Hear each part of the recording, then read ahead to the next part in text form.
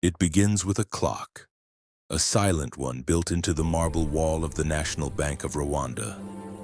It doesn't tick. It hums faintly as if time itself has been captured inside its brass frame. Every morning, Daniel Mugabe stands beneath it, hands behind his back, eyes on the minute hand that never hesitates. To the world, Daniel is a man who understands time better than anyone. He built his fortune not on risk, but on rhythm, knowing exactly when to move money, when to hold it still, and when to let it disappear.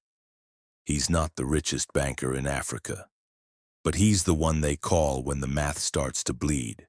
He never gives interviews. He doesn't appear in newspapers. He works in glass, literally. His office, suspended above downtown Kigali, is wrapped in reflective panels that show only the city, never him.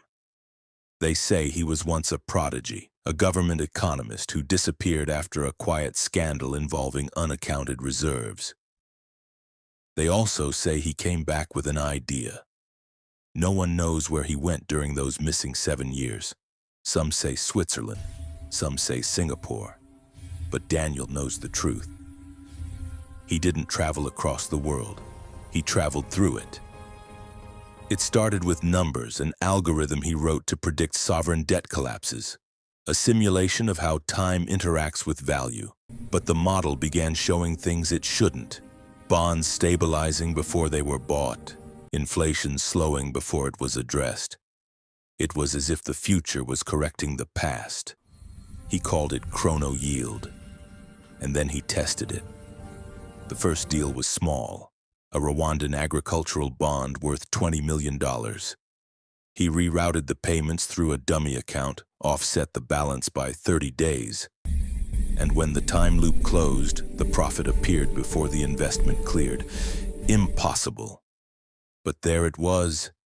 He tried again, and again. Each time the returns came sooner. Each time his reflection in the glass grew a little older. He dismissed it at first, lack of sleep, the stress of secrecy. But then he noticed something else. His watch no longer matched the bank's clock. It ran slower, a full second behind. The next week it was 5, the week after 10. That's when he understood.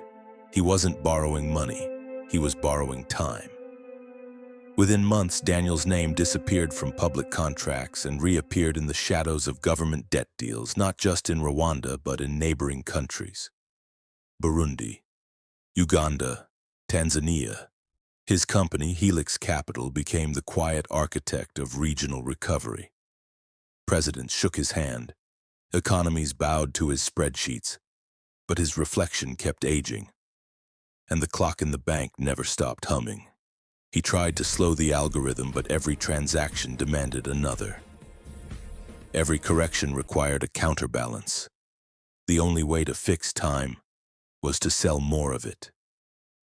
He stopped sleeping. He stopped smiling. His heartbeat became a metronome, steady, measured but faint.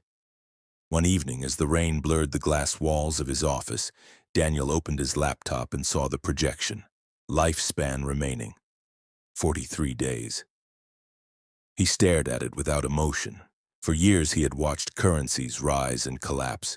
He knew value was just another illusion, until it touched flesh.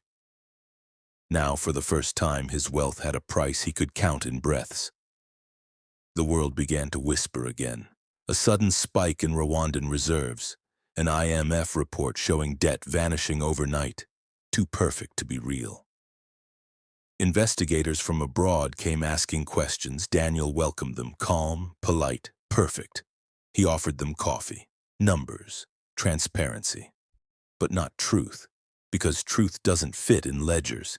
It hides in mirrors. On his last day, the sun didn't rise, not really. Kigali was covered in fog, thick and white like a banker's paper trail.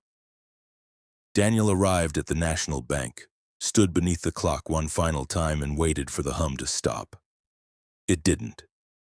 Instead, the second hand twitched once, then twice, and then it froze completely. Security found his office empty an hour later. The computers were gone, his accounts erased, his reflection missing from every mirrored surface in the room.